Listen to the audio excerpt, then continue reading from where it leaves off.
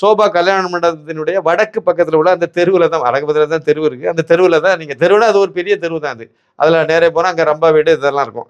இதில் நிறைய நீங்கள் போய் தான் அங்கே இதெல்லாம் போயிட்டு இருக்காங்க. அதில் கிட்டத்தட்ட 1 மாதம் அளவுக்கு மூட்டு அளவுக்கு, அதாவது முட்டுக்கு கீழே கரண்டைக்கு மேலே அந்த அளவுக்கு ஒரு பெரிய தண்ணியாகவே கெட்டிப்பட்டு இருந்துச்சு.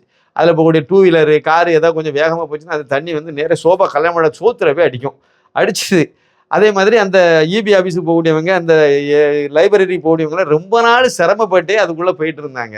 என்னுடைய மனசில் என்ன தோணுச்சுதுன்னா, இது விஜயுடைய கல்யாண மண்டபம்.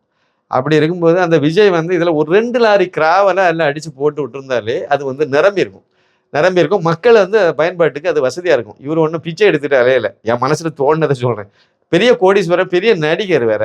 அதனால இவருக்கு நிறைய சம்பளம் கிடைக்குது. நல்லா வந்து இவருக்கு ஒரு 2 நாள் 4 லாரி கிராவல் அடிச்சு அதில் போடுறதுக்கு என்ன, அதை கூட பண்ண மாட்டாங்கிறாங்களேன்னு எனக்கு மனசில் தோணுச்சு.